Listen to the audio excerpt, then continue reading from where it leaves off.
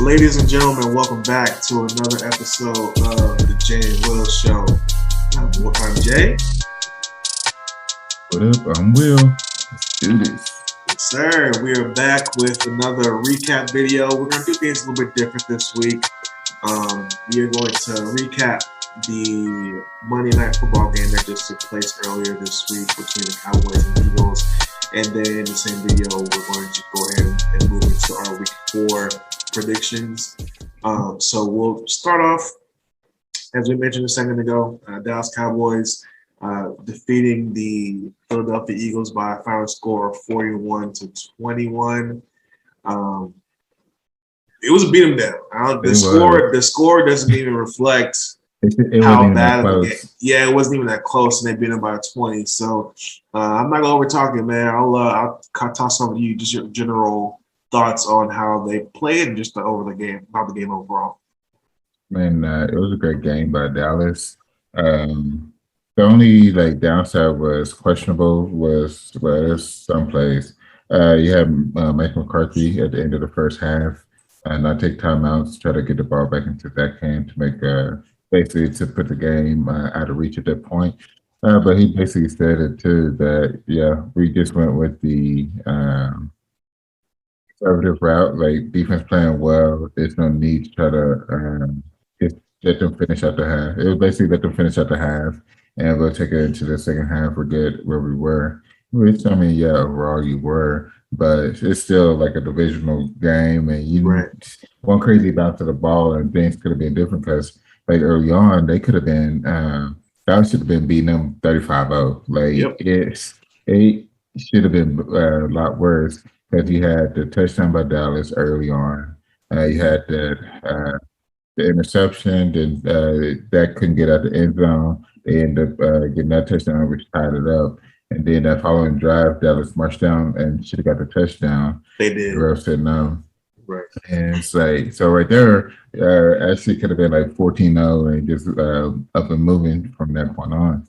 But it was a good game by Dallas. They came out. It didn't matter what Philly wanted to do. Dallas was playing their game. So we just run this ball, put up 160 rush yards. And I think they did the same thing last week against the Chargers, 160 as well. So outside of playing Tampa, they can run the ball on everybody, basically. Spit it straight down their throat. It's crazy just to see.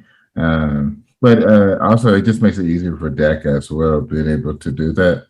So I think just looking at the stats, they had over 40 rushes.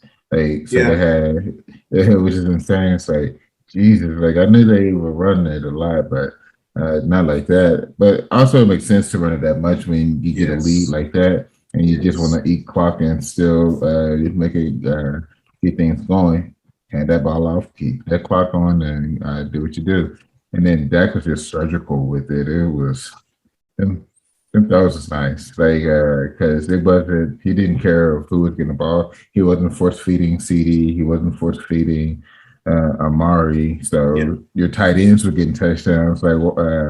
Schultz, I think it was his second one, right around the 15-yard line, ran up, cut to the inside and scored. Man, exactly.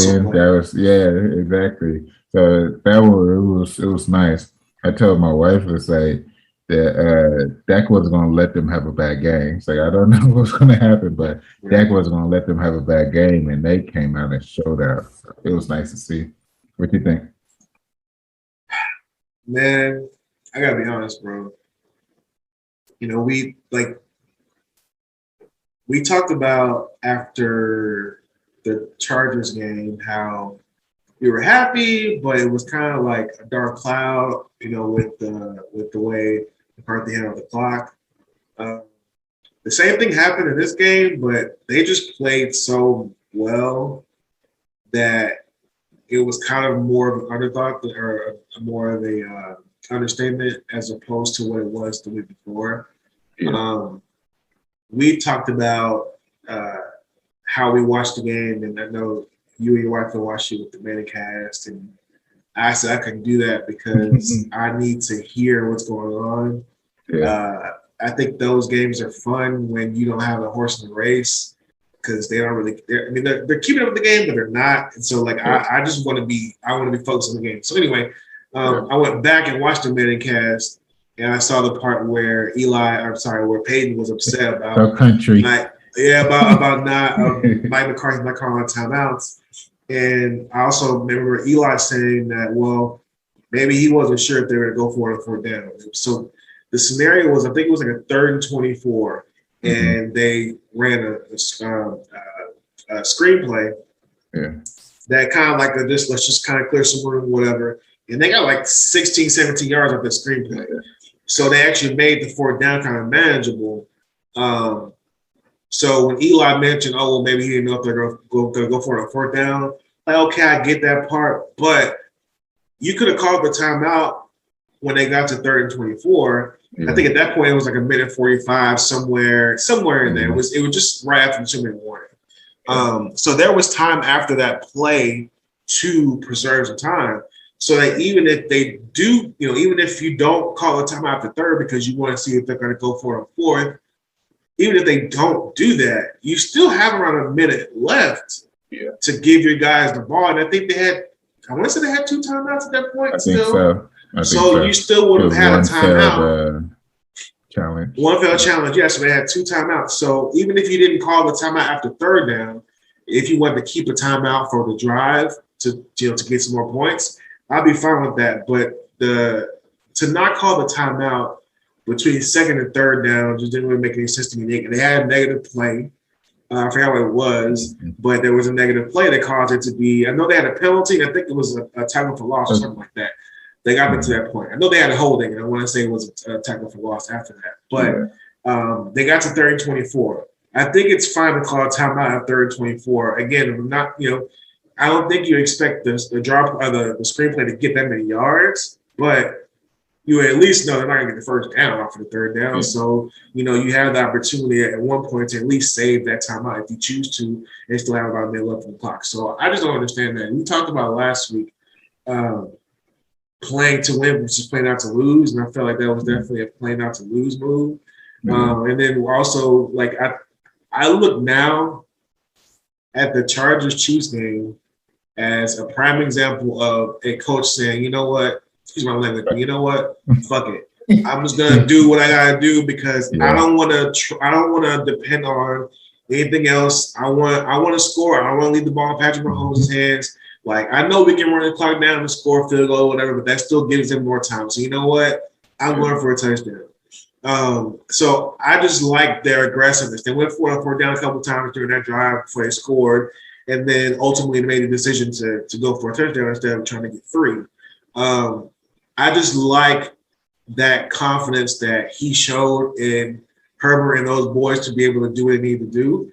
And I think that's missing on our end. Not saying that he doesn't have the confidence, but it's like the choices he makes don't make sense. Like, I'm getting back to my overall point, but the 4th down play and the 4th and goal, what was it in the, I think right around the 2 or the 1, where, no, I think it was around the 3 actually. This is the one, I think it was in the 3rd quarter where they had the bad play where Dak thought Zeke was there and he wasn't there, so he took a loss there. In the 2nd down, he scrambled to the left. There was nobody there. He got hit. He lost some more yards there. And then the 3rd down, he scrambled and got back to the 3. And so it was like 4th and I don't know if it was goal. I don't know if they needed to get a goal. It was goal. Okay. So 4th and 1 around the 2 or the 3. I'm sorry, 4th and goal around 2 or the 3. And they decided to go for it despite the fact that 1st down went wrong, 2nd down went wrong, and 3rd down went wrong. So, again, when I watched the Manicast back, I completely agree with it. They were like, everything on this from the goal line went wrong. Why would you decide to go for it on 4th here? When you're already up, you could just take the points, you know what I mean? It worked, but it was like a broken play that got Cedric Wilson, in the back of the end zone.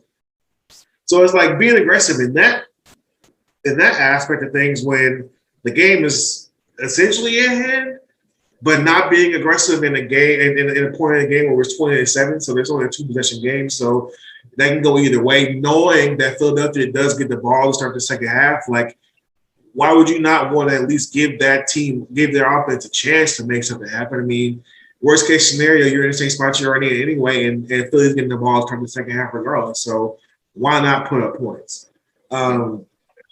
That's one of those things that, like, it's cool now because we won and we beat their ass, so it didn't really matter. But you showed in week 2 that you have issues with clock management. You showed in this game you have issues with clock management. We won both those games, so it's not a big deal. But man, when you start playing the Chiefs and you play the Saints and you play all these teams that you want to be up on the same level as, those coaches for those teams don't make those mistakes. So that you don't want your coach to be the reason why we don't make it to the next round of a playoff game because you can't decide whether you should call a timeout in the situation or not. So I just think it's something to keep an eye on. And I guess I don't want that to take away from the performance. I thought the performance was great. Like you said, Dak was just on a whole other level in that game. Zeke was running hard as hell. Both those guys, Zeke and Pollard, averaging over 5 yards a carry is obviously great. We know we got a whole center that we got to figure out. But outside of that, offensive line did good. One thing I talked about the other day, like, we're not hearing Terrence Steele's name, and that's great. So 3 more games, bro. Hold it down for 3 more weeks, man.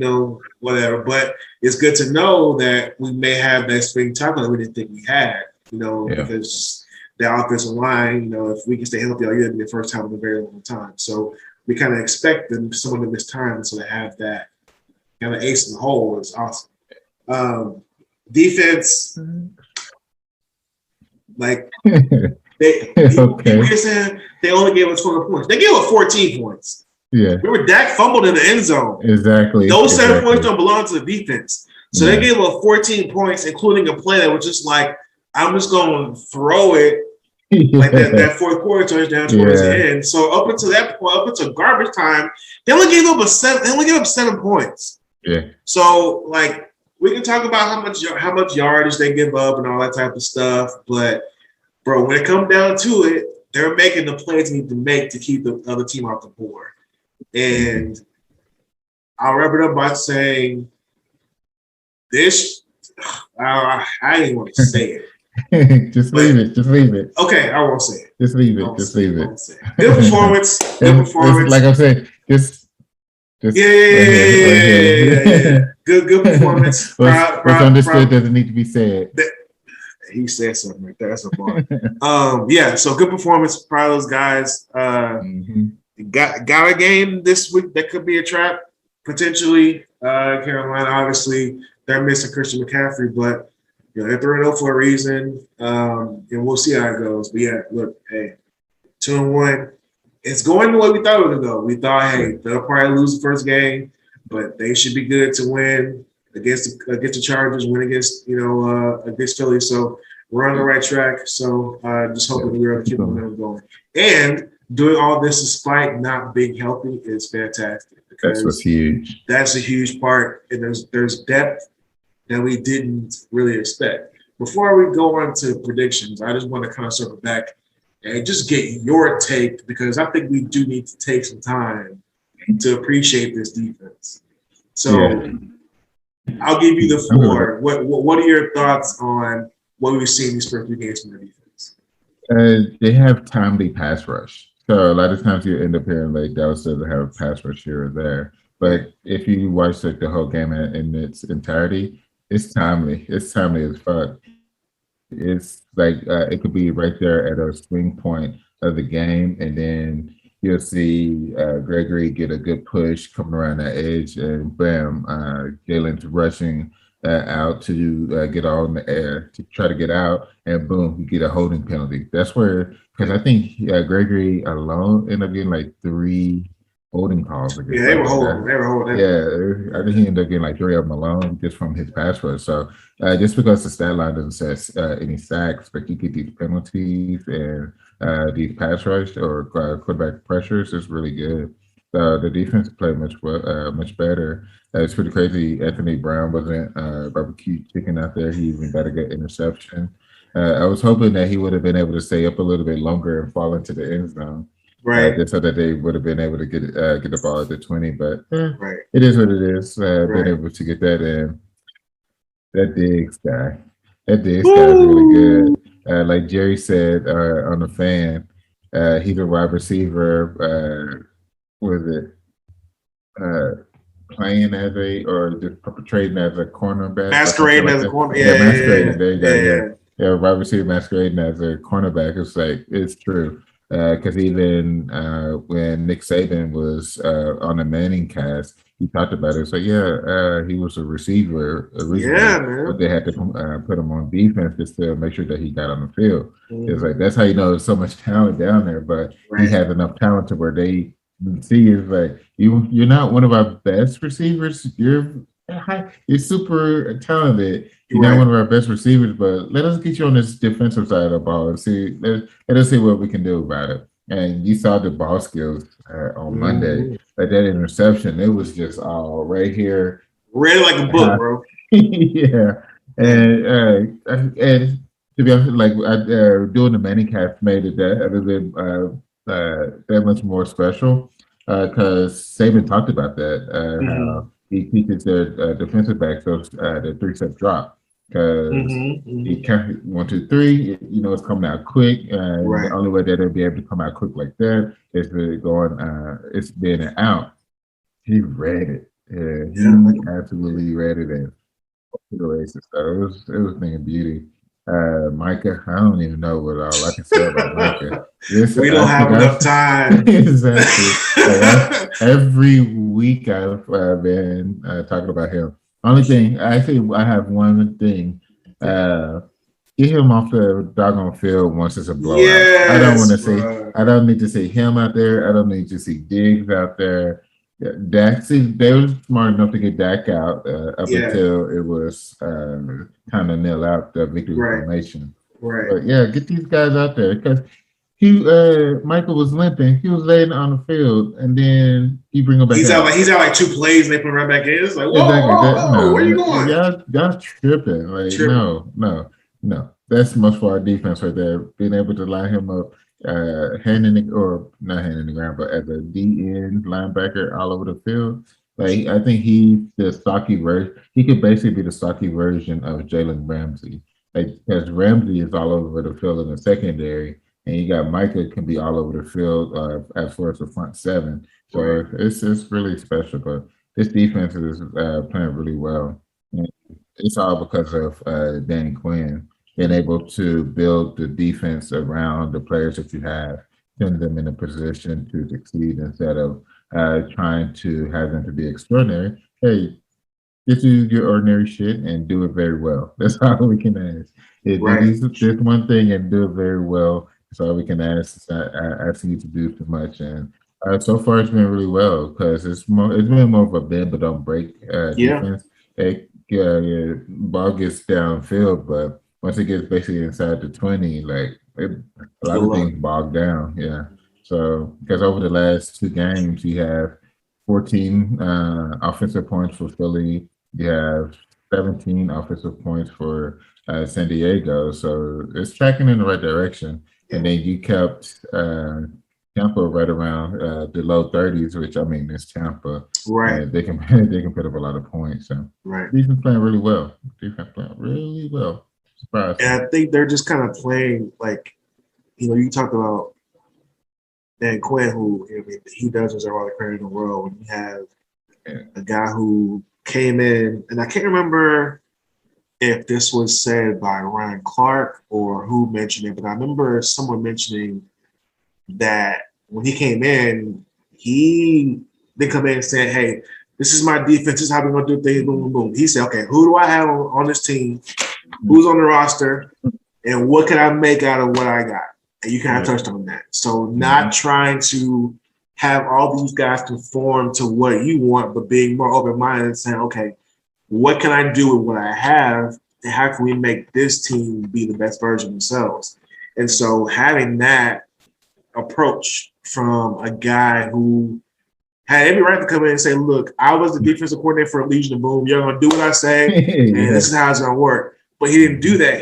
It's very possible that the experience in Atlanta maybe just kind of made him take a step back and say, okay, let me change my approach. This is a fresh start, new opportunity. And if I do well in this, who knows what potential future opportunities may pop up. If they see that I've kind of changed my ways and maybe have tweaked my approach to be more modern as opposed to old school, who knows? But it's refreshing, bro, because it's like we're used to being like, oh, here comes the defense and like kind of hiding, right? Yeah. And not just last year. Obviously, they were bad last year, but they've been poor. So to see them, not saying that they're elite, but they are not getting the credit they deserve. I won't say that much. I think there's, and I don't know if you had time to hit on this, but I don't know if you had a chance to look at where the Cowboys are ranked and how G-Bag talked about this. But I think ESPN has them ranked around 13. And I think it was Sports Illustrated had them around like 15, 16. And I'm just like, okay. I don't think that. I don't know. I think those are low as hell to me. I don't know. That's my pick. And the reason why I say it is because, there's multiple reasons, but the main reason, not to ramble, is you beat the Chargers, right? You took the Bucs to the last second of the game. Yeah. And then you took a team that was inferior and you beat the dog shit out of it. Yeah, what you're supposed to do. I feel like you did what you're supposed to do. In every game that you played, you did what you're supposed to do. You took Tampa to the limit in the opening game of the season. You beat the Chargers on the road, opening up the new stadium, the first time they had fans in the stadium. That you went there and you beat them on the road. And then you came home and you took care of business on Monday Night Football. I feel like you're looking at them and you have the Chargers ranked high. Everybody had the Chargers ranked higher than them that's because they beat Kansas City. It's like, okay, so the team that we beat at home is higher than us because of the fact they beat the Chiefs. Like the Chiefs are 1-2. They're the only team to beat the Chiefs. So at that point, I was just kind of like, all right. And there are some teams that are 3-0 that they have higher that are going to come down because they're not going to be 3. They're going to be 4-0. But man, when I saw that somebody had them 16th, I'm like, 16 out of 32. This team is 16 out of 32. Right there, yeah. I'm okay with it. Like, I don't want Dallas to get big-headed. Like, hey. Y'all still got a long way to go. So long season. Fair. So you know what? Hey, they say y'all still middle of the pack. Y'all middle of the pack then. That's a fair point, actually. I just am like, I guess I just need to calm my ass. No, I get it though. Because it's like, bro, I'm watching this team and I'm like, this ain't like, I don't know. Anyway, but they look good. Whatever. If they might be the best 16th ranked team in the history of the league. But yeah. Any other thoughts on the game before we put a bow on the recap? Might be time to look for kicker and center. So yeah, find out about that. Definitely center. I'm more lenient on the kicker because I mean, look, you can't miss an extra point, but I don't know. I guess I'll just say they are both areas of concern. But boy, am I more concerned about the center than about the kicker. Because like you cannot let somebody put you in Dak's lap like that. Like that can't be a thing. Immediately. Especially not up the middle. It's like, bro, you're not even giving him a chance to move around. It's like if you get put in his lap from up the middle, that play is over with. And he can't throw it away because he in the pocket. So it's like, that was the one thing too. I think there was 4 sacks, and I think that's so there's some areas to clean up there. But again, I think the biggest takeaway, at least for me, is them playing at the level they're playing at, not being 100% is massive. And then one last shout out for me, and I'm done. Also, Odigizua played a game yesterday. Yeah. And even Chauncey Golston played a good game yesterday too, or Monday too. But Osa, like, we've been talking about not having a free technique and, having to kind of depend on Neville Gallimore to be that guy, even though we're kind of like, Neville Gallimore. If Osa played the way Osa played on Monday consistently, we good three technique. We need to start looking at one technique now. But Osa played really well. He got a sack in that game, but he got more. You can see him in the backfield. He was making plays. He was forcing Jalen out of the pocket. So shout out to Osa, man. One of those picks. Like, I think you look at those picks we made last year in the draft, and we'll see about Boss Man Fat. We'll see about Deshaun Wright. But boy, the ones that are on the field right now. Good job. All right, on to the fun part. So we are go Cowboys, by the way.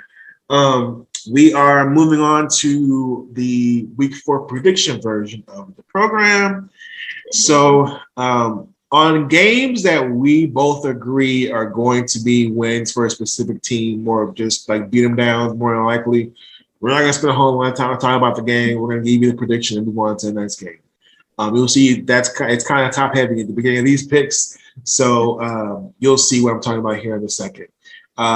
First game on the docket is the Thursday night game between the 0-3 Jacksonville Jaguars and the 2-1 Cincinnati Bengals. By the time you see this video, this may have already happened, but we're both picking Cincinnati to win that game. So on to the next game. Sunday, the early games start with the Tennessee Titans at 2-1 playing the 0-3 New York Jets. Again, another game we both agree the Tennessee will win. Not going to talk about it. Going to the next one. The Kansas City Chiefs at 1-2 going against the Philadelphia Eagles. They're also 1-2. Another game we're not going to spend any time on because we know that Kansas City is going to beat the brakes off of the Eagles. So moving on to a game we can actually discuss. The 3-0 Carolina Panthers visiting 2-1 Dallas Cowboys. We probably have the same pick, but we're not going to disrespect the Cowboys by just brushing them aside because we are homers. So, Will, thoughts about that game and who do you ultimately have winning? I have Dallas winning that one. They're playing really well, offense, defense. Defense been averaging about 2 turnovers a game. It's been insane. Folks keep saying it's not going to continue, but hey, we'll see when it won't. Until the quarterback stop throwing it at them. We'll see. But yeah, I got Dallas in this one. Carolina's missing McCaffrey, and then their first round draft pick. I forgot his name. J.C. Horn. J.C. Horn. They picked him ahead of us, but they did go get the cornerback Henderson from. Yeah, that might be a good pickup for them down the road. Yeah. Not Sunday. It's soft. I'm salty about that because they got him for a bag of chips. They did a bag of chips. It's like we could have gave up a tight end and a bag of chips for him, right? I wouldn't have had no issue, especially after the way that Schultz played on Monday. It's like we can find somebody to send that way to solidify the other side of the field. So if it was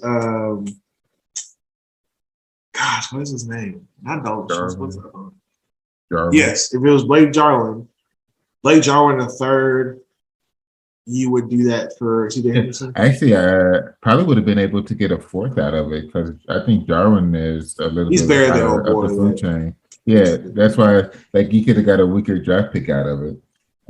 So I would have if Dallas had the opportunity. I think they should have went for that. Just because you're in a position as far as what your team is doing right now, to where where the schedule is going to lead up to, you have a chance to. You know what?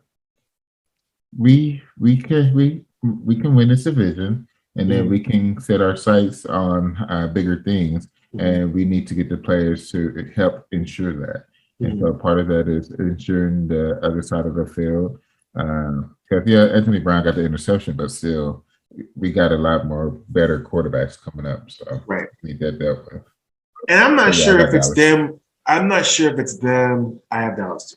I'm not sure if it's them wanting to see what they have in Bossman Fat and Mayshawn Wright before they give up draft capital. But if you can get him for a fourth,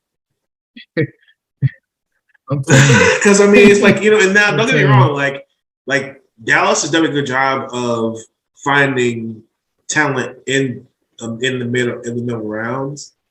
So I can understand maybe their trepidation as far as not wanting to give up a quality pick like that. But I mean, C.J. Henderson was a first round pick, I believe. Yep. So you're trading a fourth round pick and a throwaway, not a throwaway, I don't want to disrespect him like that, but you're at a backup tight end for a first round pick, or at least a player with first round talent that in the right hands could flourish into the potential he was drafted for. Now, I don't know the situation and what happened in Jacksonville. I don't know why they were so quick to get rid of him. I don't know if there was any kind of issues with him as far as like his. I don't know what the issues were, so I don't want to speculate. But assuming that those issues weren't related to him, off the field or whatever, I'm with you. Fourth round and old boy for that. Blake Jarwin for that. I wouldn't have been mad at that. Exactly. Well, we'll see how he goes. I don't know if he's playing this week, but if he gets toasted, I'm gonna be like, "No, we good." Which he might. I mean, your first assignment is Amari Cooper, CeeDee Lamb, Cedric Wilson, and Dalton Schultz. So God bless you on that. As they do. Exactly. Next game, another game we're gonna chalk right through. The 0-3 Giants visiting the 2-1 New Orleans Saints. We both have the Saints winning that one. So we'll move on to the next game. 2-1 Cleveland Browns. That'd be a good one. Going up against the 1-2 Minnesota Vikings. How you see that one going, bro? I think it's going to be a close one. I got Cleveland winning this one. Minnesota put together a hell of a second half last week. They shut Seattle out basically in the second half, and it was phenomenal. So it's going to be interesting to see what they do with Baker, with them being able to shut down Russ like that. They did not let Russ cook in the second half. But I got Minnesota's at home too. Cleveland. They're a very talented team, coming off of so many sacks. So many sacks, but especially Myles Garrett. 4.5 last week against Chicago. So I got Cleveland in this one. I think they get up after Minnesota and get that win. So I'm gonna pick Minnesota only because they've been so damn close. Like they should have beat Cardinals. Yeah. They were a Graves Airline kick away from being 2-1. I think they're trying to figure it out in Minnesota. They're trying to figure it out in Cleveland as well. Like obviously you talked about how dominant they were against Chicago last week, and that defense. We talked about how much talent they have in their defense before, so it's not surprising what they did. Except for what's surprising in that game is how negligent Nagy was. Not so much how good the Browns defense was.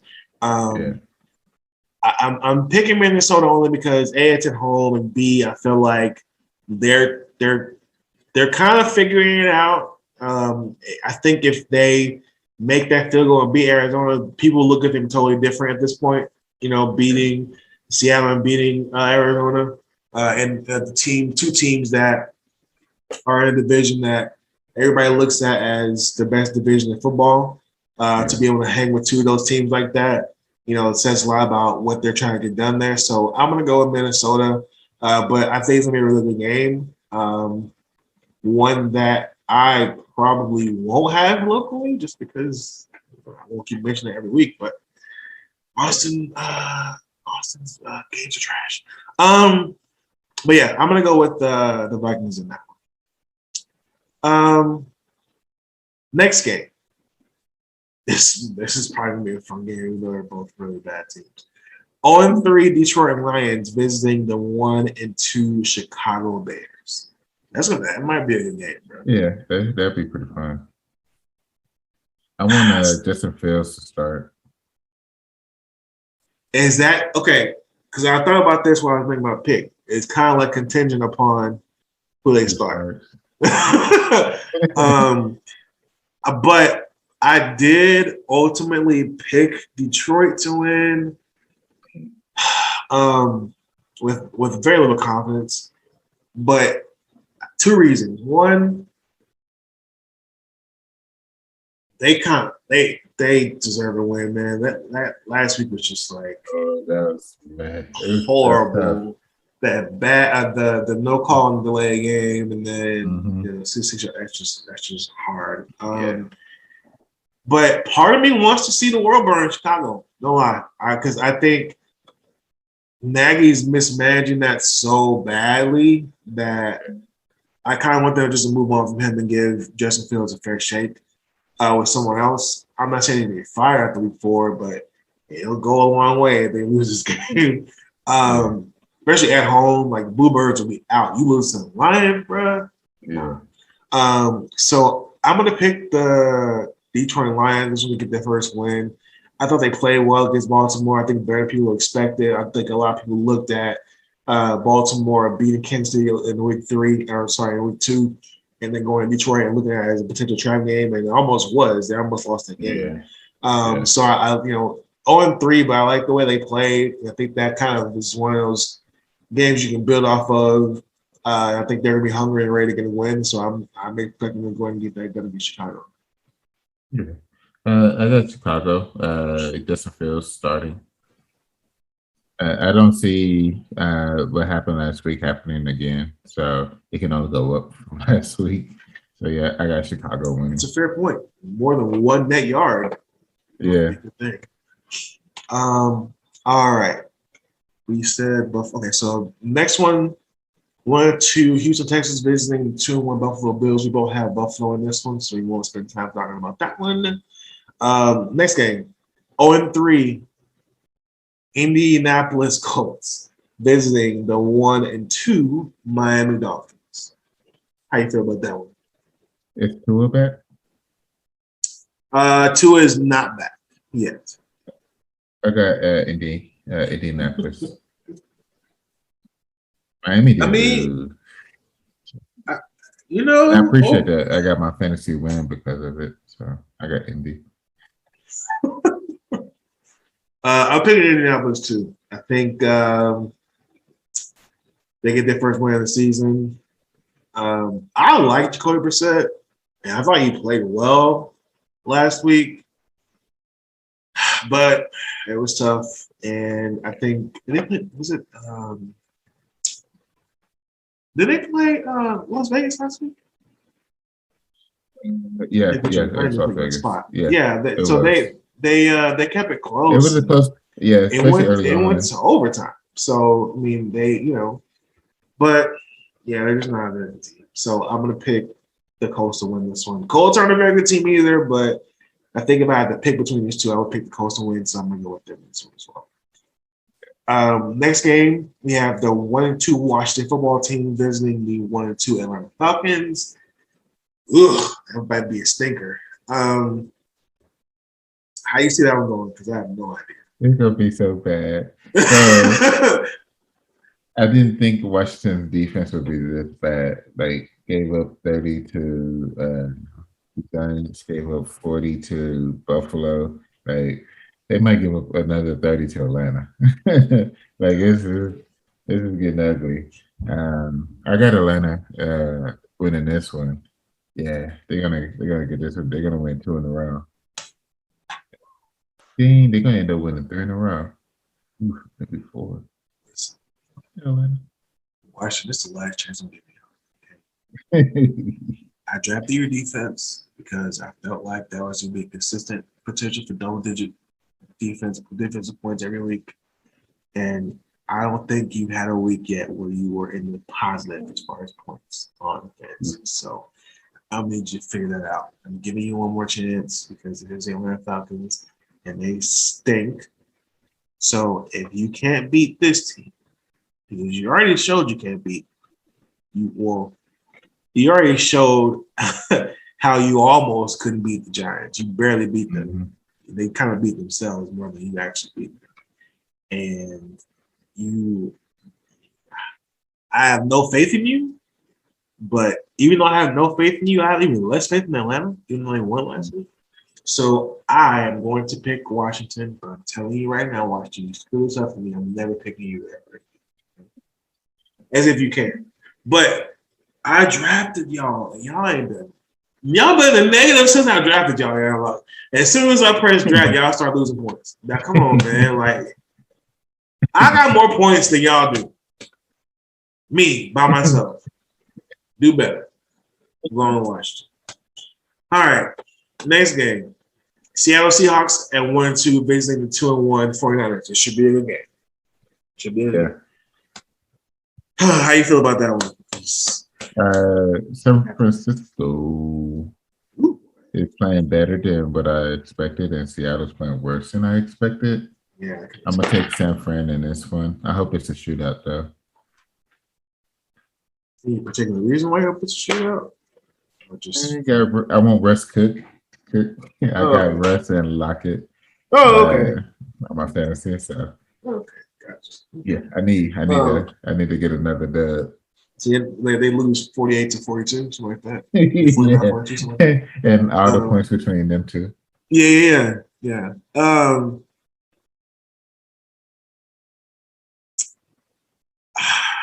don't know. I want to pick Seattle, but I'm gonna pick Seattle. I'm gonna pick Seattle only because this is it. Because I'm telling you right now, you go 1-3 in that division, start off, you not win.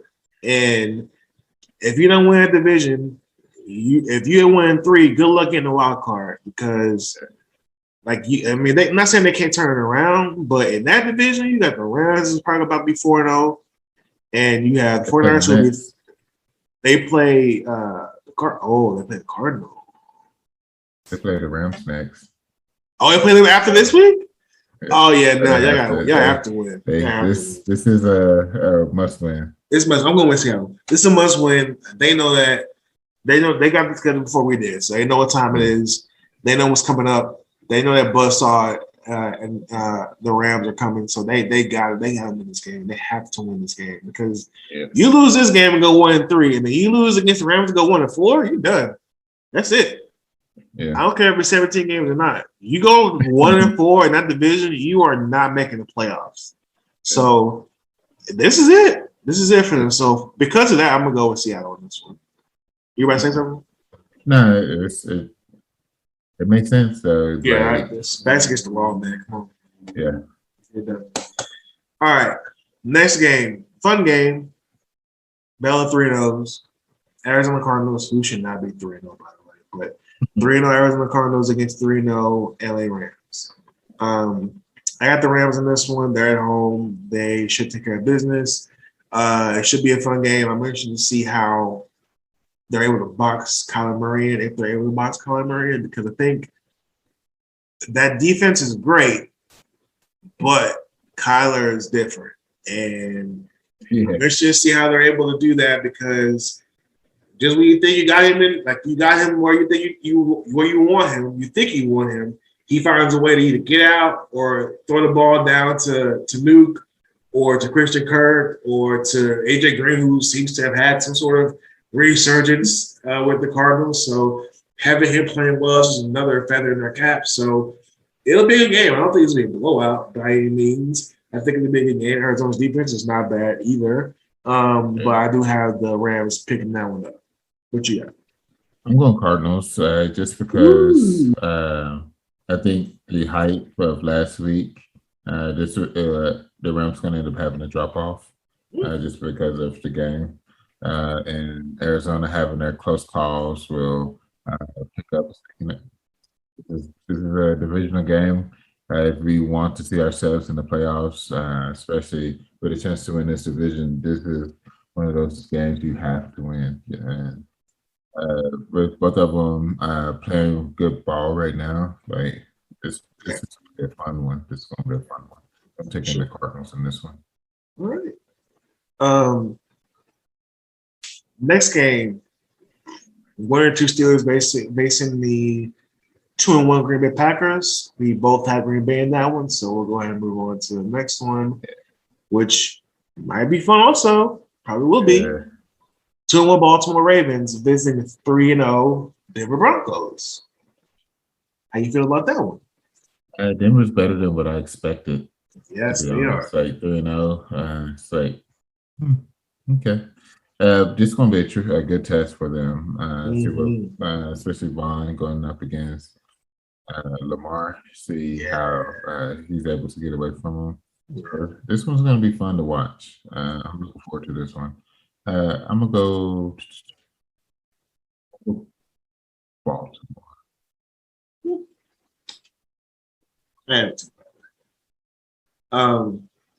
But it should be fun though. It should be fun. I think if Denver had Bradley Chubb, I would be more like, okay, like they might, but he's not happy. He's out with the ankle. But they're still a good team, man. And they've been stringing wins together. Bridgewater hasn't been setting the world on fire, but he's been playing well enough to get them to 3-0, and that's really all you ask for because they have enough talent to around him to make it work. It was just a matter of having a consistent quarterback, and they found that. So it'll be a fun game. I'm going to Baltimore, and we just for 2 weeks we were talking about how Baltimore is dead, and they might be 3-1. It's a testament to Coach Harbaugh and those guys, testament to Lamar, obviously, and them just not giving up because it didn't look good, and they're finding ways to win games. So, shout out to them, man. I'm going to Baltimore in this one. This is probably the most overhyped game in the history of the National Football League because it's probably going to be a blowout. But it's Tom Brady. It's New England Patriots, so I get it. Sunday night football game, the 2-1 Tampa Bay Buccaneers visiting the 1-2 New England Patriots. Any chance you got the Pats winning this one? Okay, I didn't think so. All right. Do you even think it's remotely close? They got a good defense. That's why I paused. I think it will be closer than what many expect. I think Belichick is going to have a master game plan defensively for Tampa to keep them in the game, but they don't have their rookie quarterback isn't good enough yet to win this game for them. He came back to earth a little bit last week with 3 receptions. So I have to see. I might have to watch the game, to be honest with you. I didn't watch it at the beginning just because we're going to have all the popular circumstance and all that fun stuff to hype it up. But the game itself, I don't necessarily think it's going to be particularly good. Not that it's going to be a blowout, but rookie quarterbacks, I don't really care to watch that. The only quarterback I was interested in watching over the past couple of years was Joe Burrow. Yeah. He's been the only one to be honest. Yeah. And then Herbert flipped it when it was like we weren't really thinking about him, but it's like, I gotta watch him now because he's killing the game. Exactly. And those week 4, week 5 was like, this guy is good. exactly. The fact that they weren't even starting him. He got put it on a fluke accident, warm-ups, and so people were really checking for him. And I'll be honest, when I saw him in Oregon, I wasn't that impressed. I was like, okay, I mean, he's cool, big dude, 6'6", good frame or whatever. But I wasn't that impressed. But boy, somebody found something. That switch flipped, and he is balling. And I appreciate you, brother, because I have won my first fantasy game because of you. So thank you very much. But we both had to be in that one. And then speaking of which, Monday Night Football game, we have which should be a fantastic game. The 3-0, Oakland, 3-0 Las Vegas Raiders visiting the 2-1 LA Chargers. I'm gonna take the Chargers in this one. Chargers coming off of beating KC. You're gonna prove that it wasn't a fluke. So they're gonna show up for Vegas. I think it's gonna be a close game, and it's both these quarterbacks are throwing the ball really well right now. Like I knew Carr had an arm on him, but like we said before, he hadn't been throwing it down the field. So it's like, does he still have it? And then this year he come out, yeah, I still got it. Don't worry. Yeah, I still got it. Like, my God. So, but I think I got Justin on this one. LA gonna come out and win this one at home. It's gonna be a shootout, bro. It's gonna be a shootout. Remember that game? Was it the Rams and the Chiefs a couple years ago? That was like 51-48 type joint. That's the kind of vibe I get. That's the kind of vibe I get out of this game. This is gonna be a fun game to watch. I wish there was a Manicast to watch it on. I hate that I'm gonna be there. 4 weeks off. Yeah, that's horrible. They got that kind of stroke though. I can't hate them, but yeah, that stinks. This one really would have been a fun one to watch. But I'm gonna go with the Chargers. But yeah, I agree with you, man. I think this is gonna be a tight game. But I think the points are going to be lighting the scoreboard up in that game. It should be a fun game to watch. So yeah, I'm gonna go with the Chargers as well. So those are our predictions, folks. Just a programming note: we will be back next week with another reaction video for the game that we play next week against the Carolina Panthers. And then after that, we will also go ahead and get you guys our week 5 predictions next week. So be on the lookout for that. In the meantime, as always, guys, we thank you first for watching. Thank you for subscribing. If you haven't already, go ahead and click the subscribe button. Please don't forget to like, don't forget to comment, don't forget to share. And Will, Jay, and we are out.